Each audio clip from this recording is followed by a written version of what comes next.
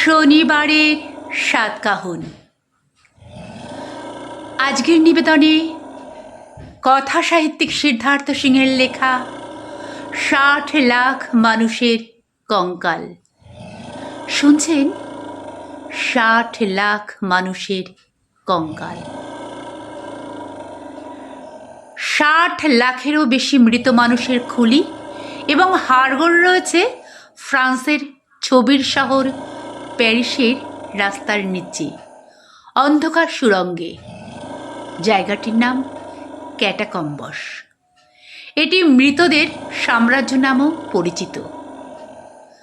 আসলে ১৭০০ শতকের শেষের দিকে দেখা যায় প্যারিসের যত্রতত্র এত কবরখানা রয়েছে যে মানুষ থাকার মতো আর জায়গা নেই। তখন ঠিক করা হয় অনেকগুলো কবরখানার মৃতদের এক জায়গায় স্তূপ করে রাখা হবে। সেই মতো একটা জায়গায় স্তূপ করে রাখা হলো, গড়ে তোলা হলো এই ক্যাটাকম্বস। সেখানে মৃত দেহগুলির খুলি আর হাড়গোড় দিয়ে সুড়ঙ্গের দেয়ালগুলি সাজানো হয়। এই ক্যাটাকম্বাসটি এমন একটি জটিল গোলকধাঁধায় তৈরি যেখানে পথ হারানো খুবই স্বাভাবিক, কিন্তু খুঁজে পাওয়া খুব মুশকিল। তাই যারা ক্যাটাকম্বাসে হারিয়ে যান তাদের আর ফিরে আসা হয় না বা ফিরে আসেন না। এই সুড়ঙ্গগুলি গাইডেড ট্যুরের জন্য ১৮৭৪ সালে জনসাধারণের জন্য খুলে দেওয়া হয়েছে। তবে অন্ধকার নেমে এলে ঢোকা বারণ। ২০১৩ সাল থেকে প্যারিস মিউজিয়াম এটা পরিচালনা করছে।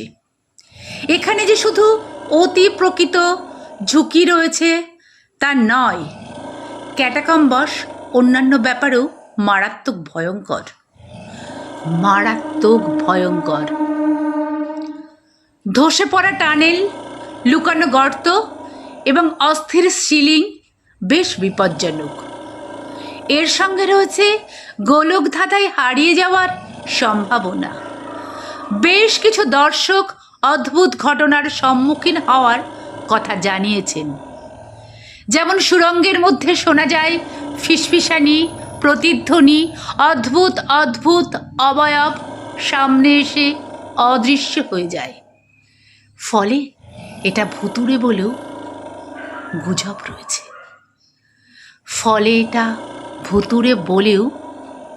রয়েছে। এরকমই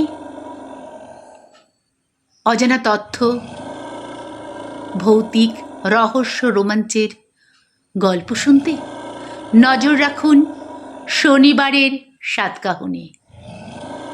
গল্প পাঠে আমি শর্মিলা।